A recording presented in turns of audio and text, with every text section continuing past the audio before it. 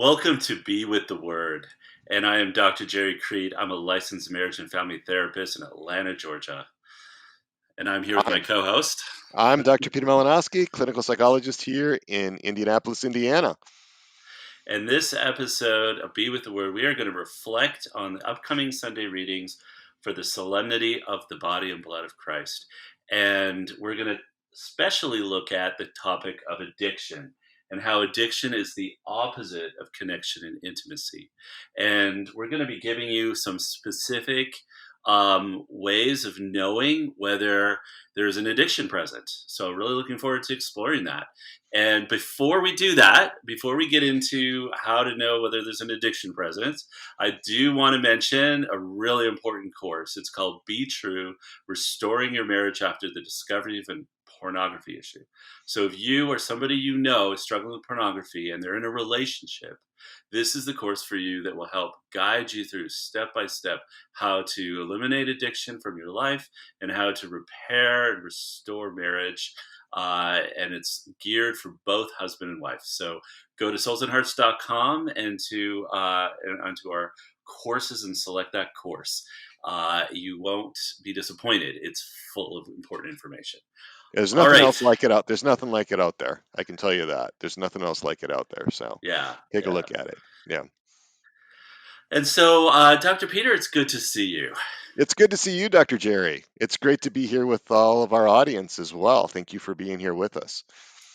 Yeah. We've really been enjoying getting more and more comments and on our website and really interacting. Especially your awesome community program, your Resilient Catholic community is really growing and That's starting to it's take really off. exciting. Yeah, we just started with that, and just started to do some Zoom meetings. We were doing one on grief. We've got one that's just been done on stress management as well, so you can check that out. But our listenership is really growing for Be With the Word too. The last month it is just skyrocketed. We have consistently more than 250 of you listening to us in podcast form, and we're so grateful. We're so grateful that you're here with us. And we're so Yeah. excited to be able to be sharing what we have with you. So, Oh, and if you haven't already, you can go and read the readings, of course, and for this coming Sunday. But you can listen to us on Hear the Word, which is also an audio podcast on Apple and Spotify and all those places, and you can get to it from our website as well. you can get to it So, from our website as well. Yeah, it's right there next to Be With so the Word. I yeah. And so these readings are really kind of interesting to me. So I have a few things I kind of want to point out. At first, the Deuteronomy one was interesting. And I was especially, always a little attuned to some difficult passages, like when it's sort of saying that God kind of tested them or gave them affliction in order. So those were a little bit hard, but and what 40 years and he's, 40 years of affliction. It wasn't just yeah. like, an unpleasant moment. It was 40 years. Right. Yeah, Intensely. exactly. Yeah.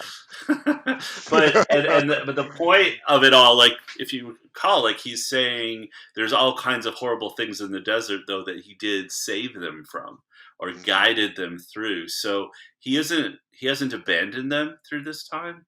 And he brings forth this manna, right? That they mentioned several times they had no idea what it was before. So if I understand right, it's this sort of like goopy stuff that shows up in the morning and is edible. Well, it's interesting. The manna is something that tastes really good to everybody that eats it, but it tastes like they want it to taste like. In other words, it's a preferred food, but it tastes different to different people. That's one of the astonishing things about manna, and it's still a Oh, mystery to this day, like what it actually is. There's been a number of attempts to try to figure out like what actually was it. Is there a natural phenomenon that happened? And there is no explanation for a phenomenon that happens 6 days a week and happens over the course of 40 years. You cannot come up with anything that not a miraculous event. So it's a very special way that God was taking care of His people. okay. Wow. Well, so it's really cool. And of course, it foreshadows Christ himself as the bread of life and giving himself to eat, and as we hear in the Gospel of John. But now I really did want to focus in on the Corinthians, the letter, St. Okay. Paul's letter to the Corinthians in this week. And I'm going to actually go a little outside of the text itself to some of the context that sort of got skipped a little, or not skipped, but they focused in on this is a cup of blessing that we bless. It is participation in the blood of Christ. All those important passages, but what is said around it if you looked at the longer passage, was really about avoiding idols. And Ah. St. Paul is saying you can't worship idols and then partake, because it's a question. Isn't it the body? Isn't it that we're partaking in a participation in Christ? Isn't it in his blood, in his body? And so he's asking that question in response to saying you can't. And what I found fascinating, because I just did a little bit of research because I was curious here, is that in the ancient world, it was generally believed that demons existed in things all over the place, and Ah. that there were demons in, um, you know, even possibly in lakes and trees and in items and domiciles. Like demons could be anywhere, and many Jews believe this as well, not just Greeks.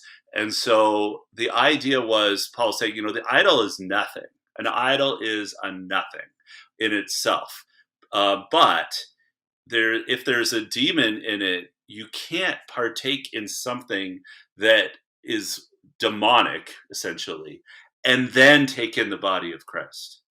That is because there is sort of a belief, as I'm understanding it in the past, that when you if a demon resided in something and you participated in it, there was a sense in which, especially if it was food, and in the rituals, in the sacrifices they would bring some meat, they would bring some animal or whatever to be sacrificed to the god, whatever god it was, and then they would then eat some of that food after the sacrifice.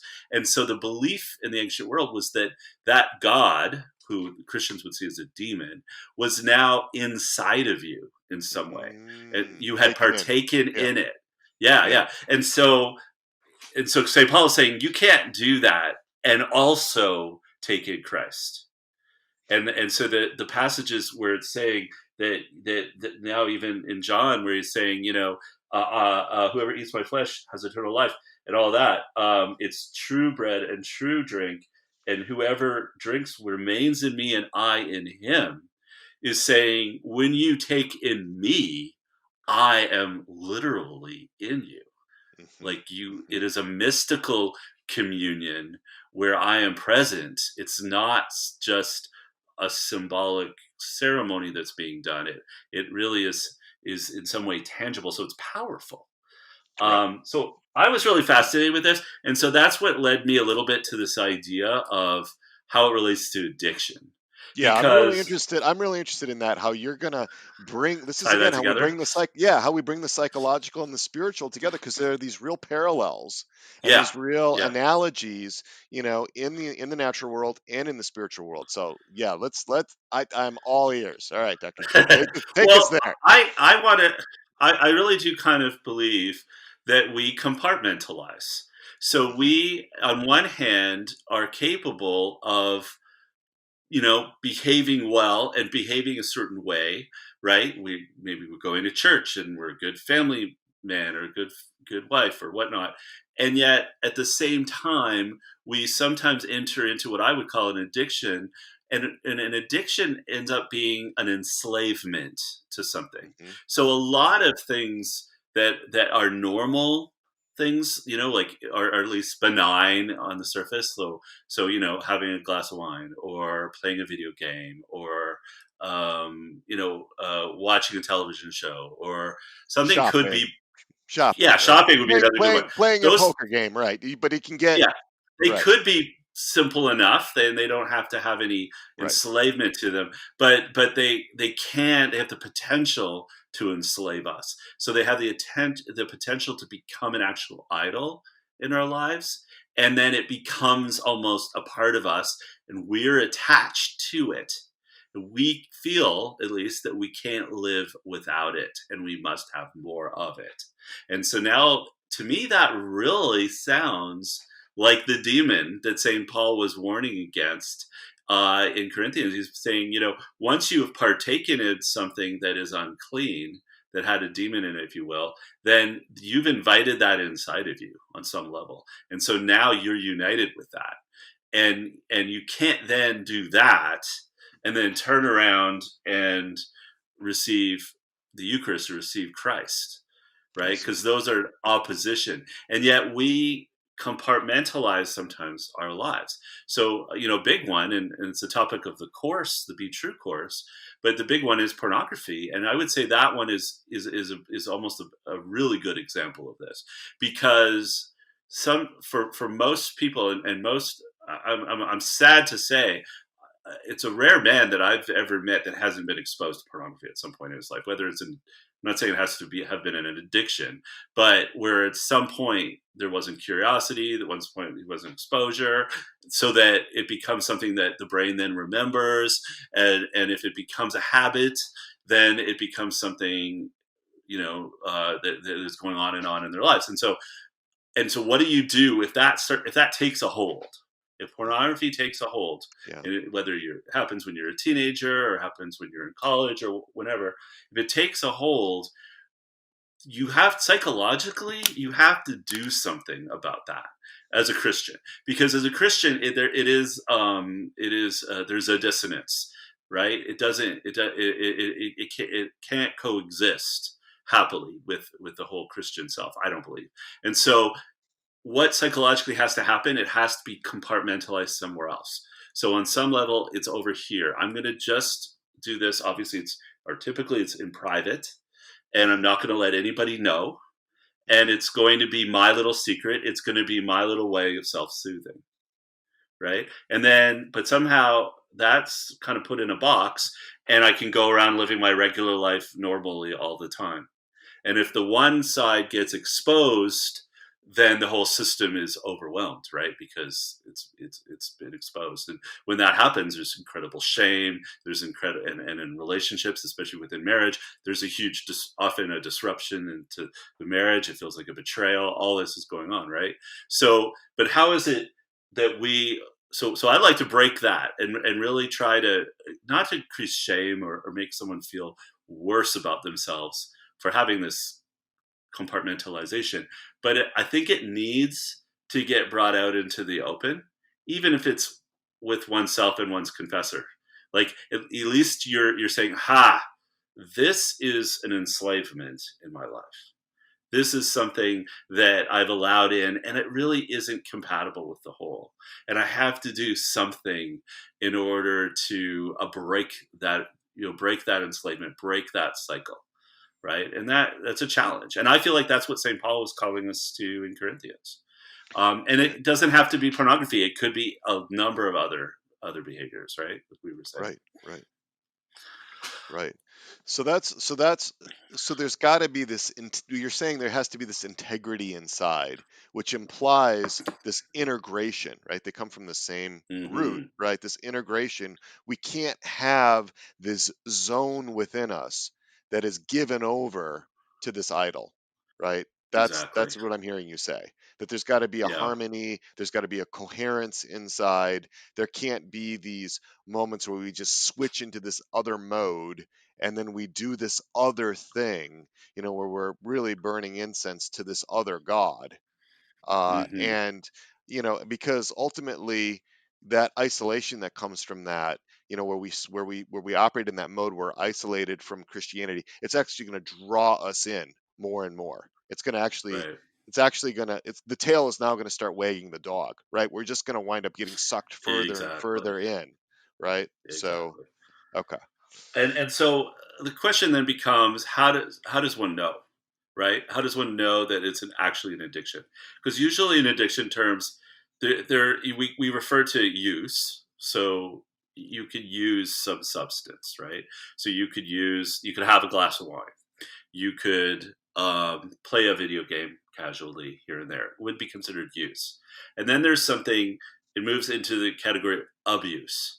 So if you start abusing something, it means you go over the top with it. It might be binge watching something on television, like too much, right? Maybe spending 5 hours in a row watching TV without a break or something, or getting drunk could be abuse, or some kind of where there's some negative effect. Okay, but addiction means now it has more of a hold, where now there is this need, this compulsion, perhaps this need to have more and more of the substance, um, in order to get the same level of satisfaction. So in addiction terms, we have things like tolerance, where maybe what used to get you drunk was 5 drinks. Now it takes 10 to have that same level of that same high or what have you. So a person develops tolerance, and the thing becomes more and more difficult to stop, right? Because if you just use something, or even if you abused it, it's not like you have to do it regularly. But when you're at a point where you're like, oh, I really have to stop that, and you try to stop and you try to stop, and yet you keep going back to it, and the problem just seems to get worse. Then this is really looking like an addiction at that point, right? And then there has to be some kind of negative effects in your life, right? And somehow it's impacting, right? So in other words, it's impacting maybe relationships. People, whether or not they know why it's impacting the relationships, it is, or maybe it's impacting work. It's affecting you at work. It's affecting multiple parts of your life. And a lot of times, certainly with alcohol, it could be you getting DUIs, or fistfights at bars, or you don't show up work on time because you have a hangover. There's really tangible things to identify that, hey, this is not just a mistake. This is something that is a bigger, it's a recurring pattern that has more and more negative effects in one's life.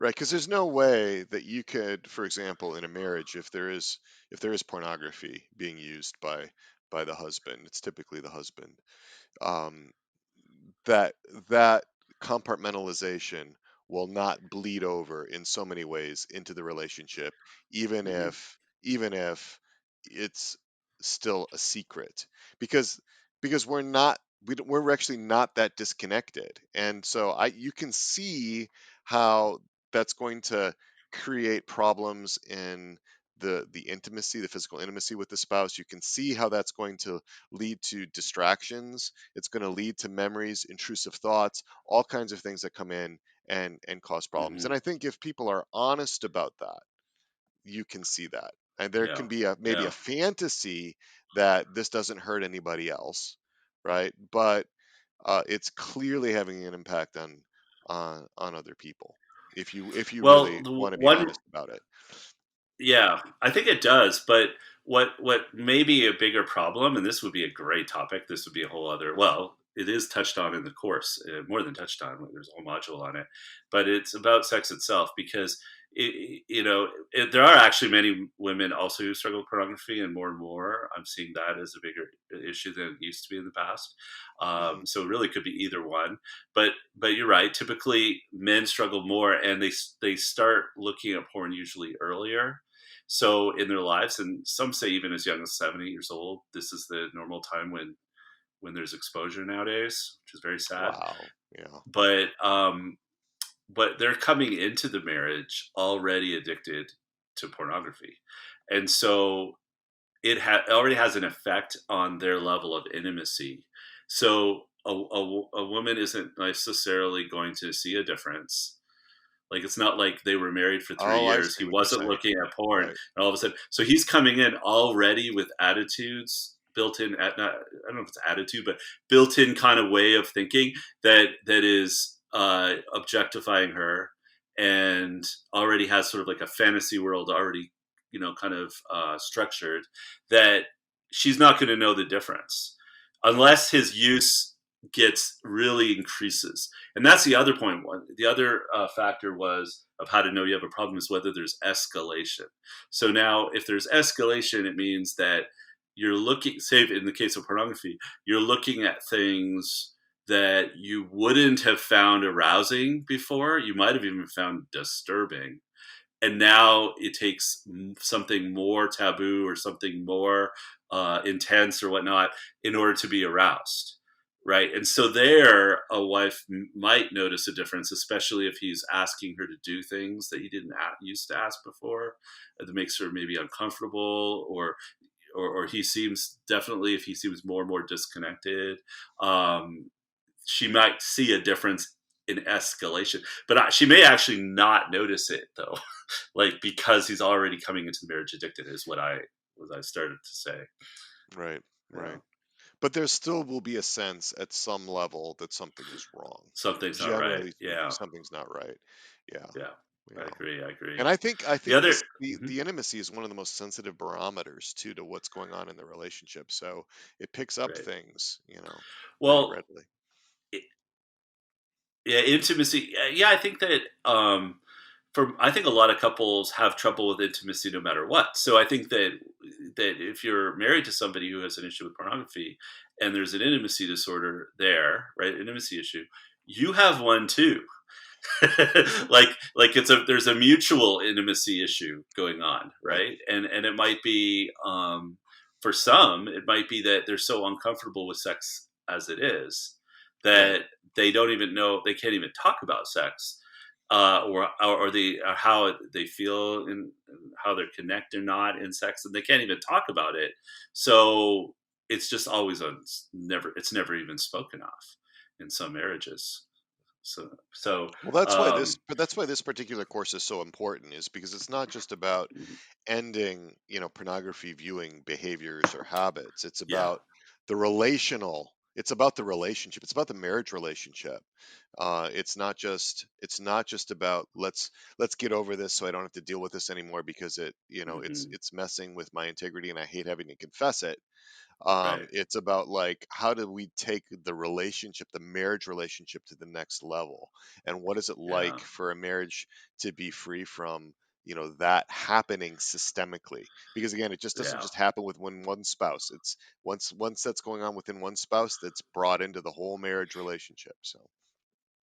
So that I approach love that it. you have of working with both the husband and the wife, that's Hmm. amazing. That's amazing. Yeah, I love it that you say that. I think that what I really wanted for this course is more than just breaking free the bonds of addiction itself for one person in the marriage. It's actually have how do we, as a result of this, of working through this, have a marriage that is actually now stronger, more connected, and with greater levels of intimacy. That's my goal from this course, from that, out of that course. I hope for most people. So Yeah. great. The other, so I just want to make sure we cover them all because I've been going over how do we know we have a problem, and one of them is that we're trying to quit and we can't. Another one is that there's definitely negative effects that have become more and more serious. Another one is escalation in material itself, or substance itself. In the case of, say, alcohol or whatever, escalation would be, you're drinking maybe more often, more, so higher levels of substance, what have you. And then the other one is more time, Yeah. losing time. In other words, what you maybe spent, maybe an hour a day playing video games, now you're spending 6 hours a day. You maybe would do it once on the weekend, now you're spending the entire weekend. So you're really losing time, or more and more time is being used and dedicated to upholding this addiction. And usually, along with that, is actually less pleasure. Yeah. So, whatever Yeah. pleasure the substance or the behavior brought, it actually diminishes with this level of use. So it's a sad enslavement, really. Yeah. Yeah. Um, yeah, and I really thought too. What was interesting, and then you were alluding to it earlier, Peter, was this idea of like what are the fruit? What is the negative fruit that comes from addiction? And I could explore that, and there's probably a whole list, long list. But I've kind of picked out two things. One is dehumanization, and the other is isolation. To me, those are the two evil fruits of any addiction. And the dehumanization is where the person loses, ceases to be human, ceases to be a person. Whether that's oneself or the way that one perceives others, or both. And that's very easy to see in pornography addictions, because obviously the material itself is dehumanizing another, but it can, as we were saying before, in a marriage then lead to the objectification of, whether it's, perhaps it's women, and so the objectification of one's wife, basically it changes one's attitude and view of other people, right? So we see that people who use a lot of pornography tend to have negative attitudes toward, say, women in general.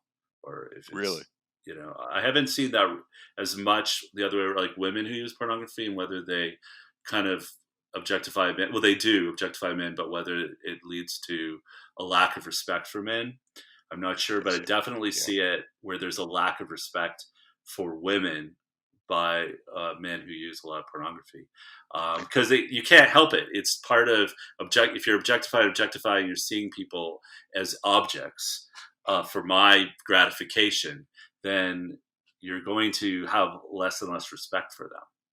Well, what about the argument of, the aesthetic argument, right? That the human body is beautiful. You know, we have the, classical art, that depicts the body um, nude. There Hmm. is this sort of appreciation that we have for the human body. What do you say in response to people that might be giving Yeah, that argument, Dr. Gerry? yeah, I know, it's interesting, isn't it? Like I do think, there is obviously there's beauty in the human form.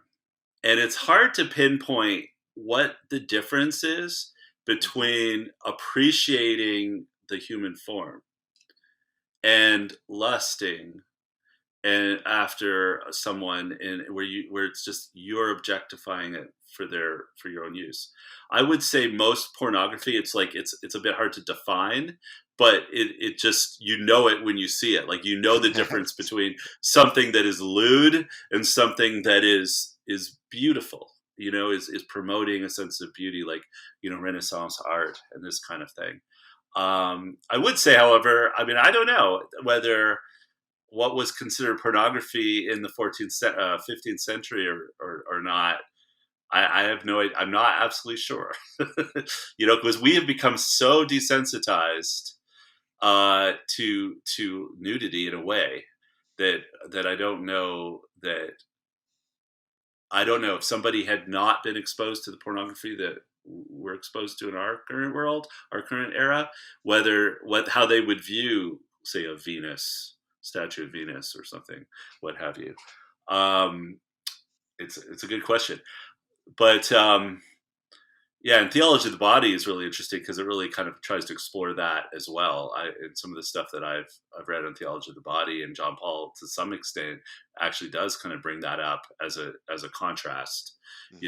Real art that basically promotes the beauty of God's creation. I would also say that art in general, if it's good art, it it in some way speaks to the essence of the soul of the subject, right? So if it's a human person, or if it's a certainly if it was a saint, um, the art itself is expressing outwardly inner beauty, and that's only, I think, the masters can do that. And I would say in pornography it's kind of doing the opposite. You know what, it's actually okay. Here's another thing. It's a kind of an interesting contrast when since we're talking about the body of Christ here this week. I always thought the contrast between Christ and a vampire was extremely powerful. And I can remember the first time I had to read Bram Stoker's Dracula, and years ago. I remember if you actually read the actual book, it's made quite explicit that he's literally an antichrist. That this is a creature that survives by stealing the blood of others in order to have eternal life. So he's the embodiment of lust and the embodiment of objectifying other people. So he goes around taking blood from people in order to live forever. Whereas Christ is the exact opposite. Literally gives his own blood to feed others so that they have eternal life. Right? So it's just a beautiful, powerful contrast in a way. And so to me, and it's sort of horrible to put it this way, perhaps, but there's a sense in which if we're consuming pornography, it's a little bit like we're being vampires. We are taking the life of others. We're taking from them for our own kind of selfish gratification. And I don't say this to shame people or make people feel worse, because that's not really what I want to do. But I do want to highlight the gravity of it, because I But don't there's a, think yeah, I there's think a reality there. There's a reality there. And I think sometimes people can believe, with consenting adults, et cetera, that there's no harm, right? As long as right, there's consent, there's no harm.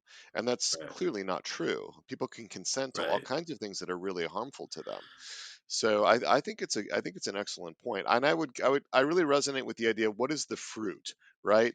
If you are masturbating because you're looking at something, well, uh, you know, the, the likelihood is it's pornographic, or if it is artistic, your own sense of beauty in the human body is so warped that you can't enjoy it as the good it is. Just like somebody that really does experience an addiction to alcohol cannot enjoy a glass of wine without it warping into Mm, something and into an experience or into a set of behaviors that are going to be harmful to the person.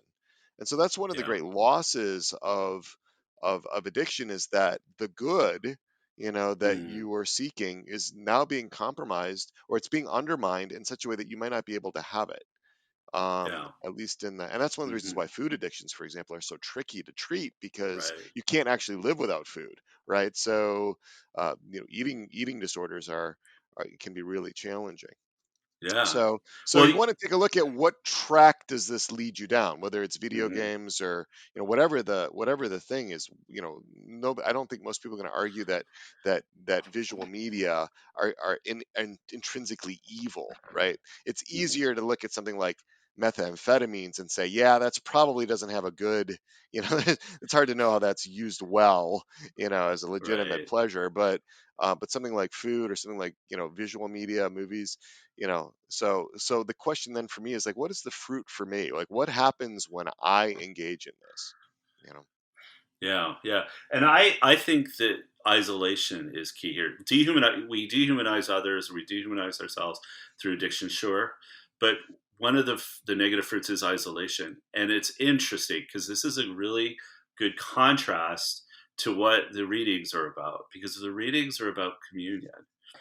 And Christ is saying we're one body and we share of that one body. We all partake. It's a unifying thing. And throughout history, right?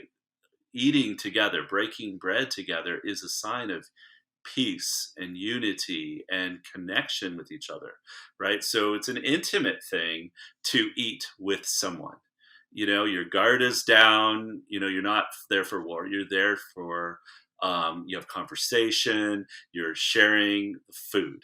All right. So it creates unity. So it's interesting that an addiction does leads to the exact opposite ultimately. hmm Right? There might be some moments where it, for a while, it seems, like you're smoking weed or something and you're with your friends, you feel you're getting high together, you feel kind of connected, right, with each other.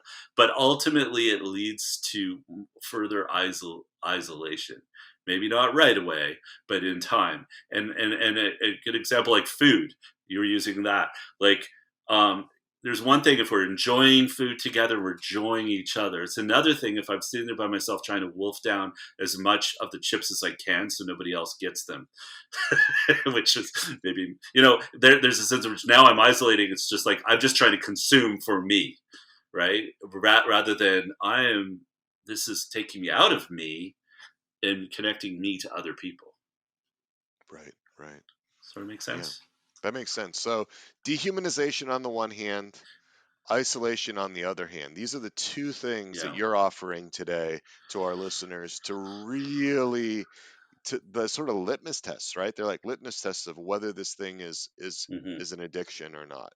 And it doesn't mean that if it's not an addiction, it's still not a problem, right? Because there's still, like you had mentioned, these Right. three Right. levels. Because There's there could be use, abuse, and abuse. and then addiction. right? Yes. So, Right. And no, some it's things as Catholics, use is just wrong. Like we right, would say pornography use is a problem, right, whether or not it's actually risen to the level of addiction. right, And like you were saying, food, we have to use food right, to right, survive. right, right. So, yeah, so great. Well, that's awesome. And so, okay, so what I was thinking, and we can explore this more, and we've got blogs on addiction on our site, and we have the course we hope you take, and the Be Called course, the one that Dr. Mark Glafke is the head lead instructor on, actually does. There's a whole module there on addiction as well, and we see how all these things connect. So there are a lot of ways in which we can get some help and resources if we're struggling with an addiction, or if we know someone who's struggling with an addiction.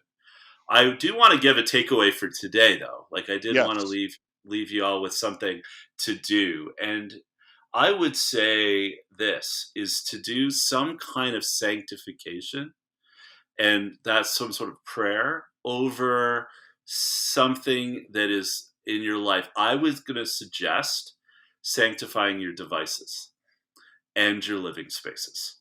And by devices, I mean your phones, your people do this, but our phones don't actually look like this anymore. And our laptops, our computers, and also the places where we reside, our bedrooms. I mean, the ideal thing I think would be to have, say, a priest come and bless your house. Right? That's the ultimate. I in the Byzantine tradition we do that once a year. Priest comes and blesses your house.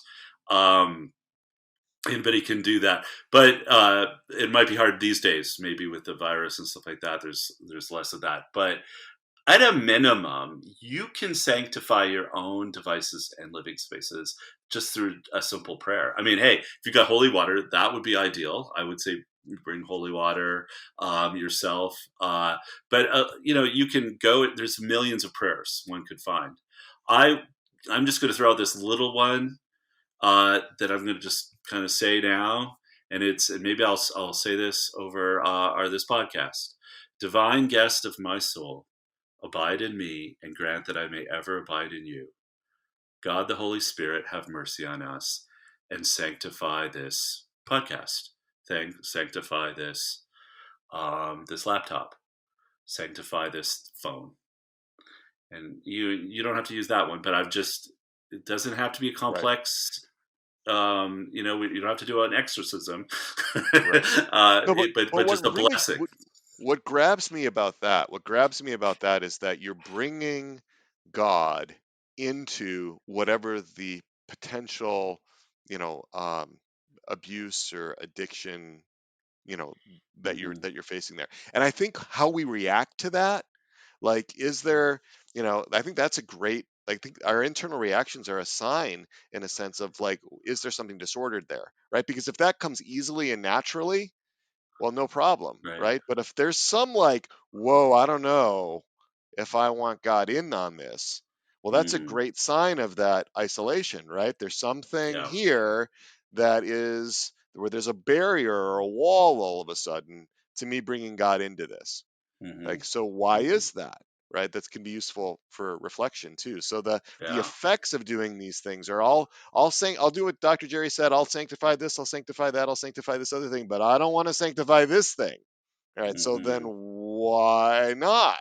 What's going on with that thing, or that time or that particular place that is incompatible with, or is like, kind of seeming like it's in contradiction in some way with the blessing or with the sanctification. Hmm.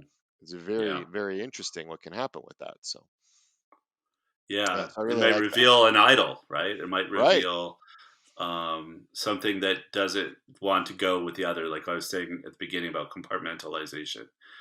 This exactly. is my little sin area over here. I don't Right, want to let God, my spouse, my family in on this. right, Yeah. right. Wow. It's a hard Beautiful. one. Yeah, Yeah. beautiful. It's Well, really, really helpful. So well, it was good to see you, Dr. Peter. Hope you're doing well and everybody is staying healthy in your home. And yeah, we're doing okay. We're hanging out. It's tough times right now for folks. I mean, there's all kinds of things happening and stress levels going up. So we totally understand, if people are struggling in a different way with addictions, or Mm. with whatever that they tend to go to in terms of their coping when times are tough, and then that might be in a maladaptive way. So if that's happening, it's not hard to understand why. It's not hard to understand Yeah. why. So Yeah, for sure. For that sure. doesn't mean that we're off the hook, and that we don't have to do anything about it. And I am really going to encourage people, if there is something that you should be addressing in your life, to ask for the Mhm. graces, and then like take that first step. Take that first step. Yeah. So, Yeah. All right. all right. Well, we look forward to seeing you next time. And we hope you will join us. I hope if you're not already, go to soulsandhearts.com and join our community. Our that begin that interior pilgrimage with us. There's tons of free content, all kinds of courses on how to help others and help yourself, and then we also have blog every week. We have a blog that comes out, and we have the Journey of the Heart series by Mhm. Irene Roland is beautiful and fantastic. She's sort of describing her journey in losing her son and her brother to suicide, and it's really powerful reading. And we're hoping to get more and more mental health providers to sort of share their journeys as Mhm. well as our regular blogs that are more informational. So we're offering more and more content. We hope you will join us and take advantage. All right. Until next time, be still, Believe, be be loved. loved. Take good care. God bless you all.